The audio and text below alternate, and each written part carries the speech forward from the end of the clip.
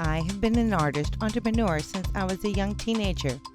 I have spent my life making my own jobs, and you can too. My name is Kathleen Laziza, and I am the Executive Director of Micromuseum. This series is called Make It Your Own. It is designed to encourage people to use their talents for their own personal economic development. Because in 21st century America, there are no jobs. Nobody owes you a job. You have to make your own job. And this is what artists do every single day. This series is not advocating that you personally become an artist, but rather that you learn to think like an artist. Listen to these artists talk about their experiences. Episode 4, Everyone is a Little Different.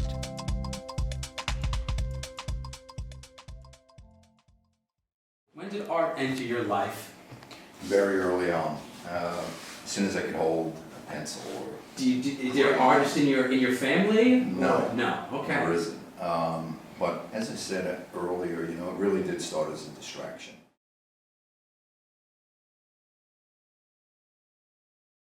I definitely had a sense of the music, the moving nature of music, and then language that touched people, because I always saw people being moved by, language. So I don't even think it was something I kind of ingested. I mean, it became part of, my DNA.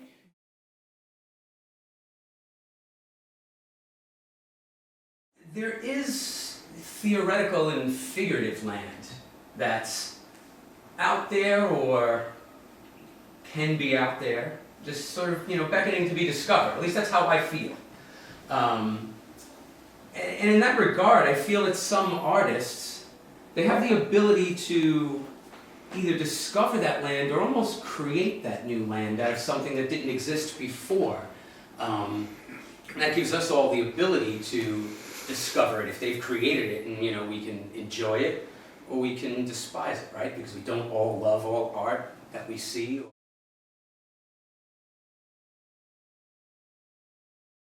I work to then create, like you're talking about, spaces, a way for people to engage with their own physical sensations. So I'm looking to stimulate other people's senses.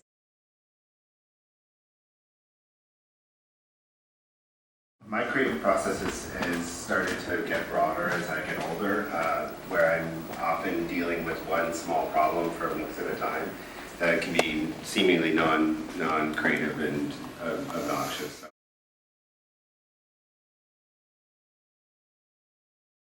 Yeah, I think that's important. That's something I definitely try. I'm trying to, in my family as well, make sure that my son hears lots of different music, and it really is.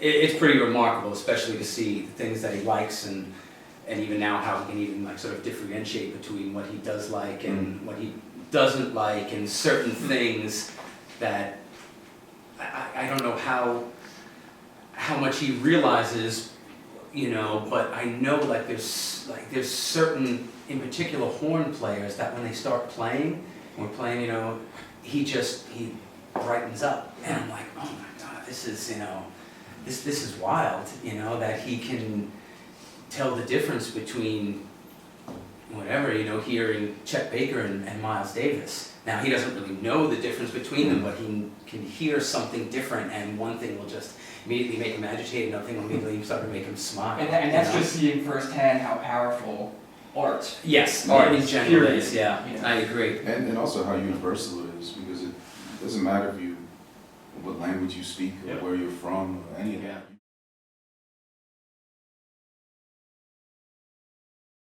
So I had one of those paint boxes, like many of us did as children, but I ate mine. I think that counts.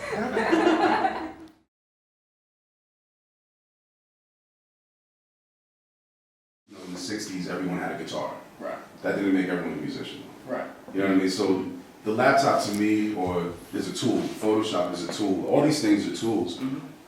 I always have this conversation with younger artists, like when they approach me about, you know, oh, what gear should I buy? I'm like, it doesn't really matter. Buy whatever you're comfortable with. What matters are the songs that you're writing. What matters is what you're trying to say.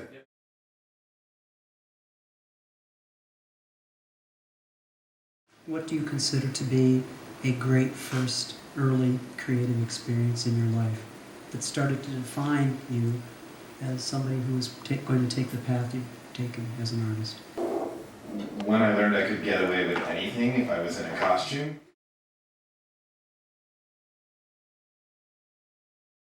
Somebody described me really sarcastically, like back in the day, and they were like, oh, you know, that's that politically correct poet or something like that. And I was like, I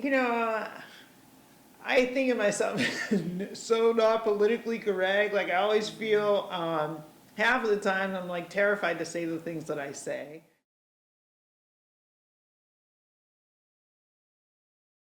I admire when somebody says something and you're like, oh my gosh, that's exactly how I feel. About the thing that I do, I don't know what it is. I love it. Okay.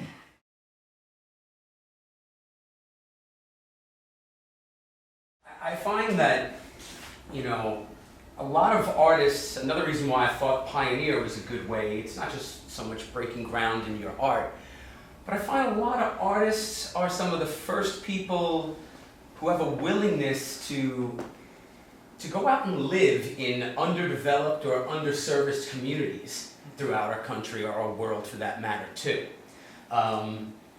You know, in some instances, I've known artists that they live in places too where a community is sort of yet to even form, and it's sort of their willingness to go to these places helps that community and their culture to even start to spread. Here are 3 steps to remember. Step 1. Frequently, we must ask ourselves why, but also why not. Step 2. As you think about how to market your skills, also develop a thick skin. Step 3. People will question everything you do. It is up to you to prove them wrong. To learn more about this series, make it your own, visit micromuseum.com.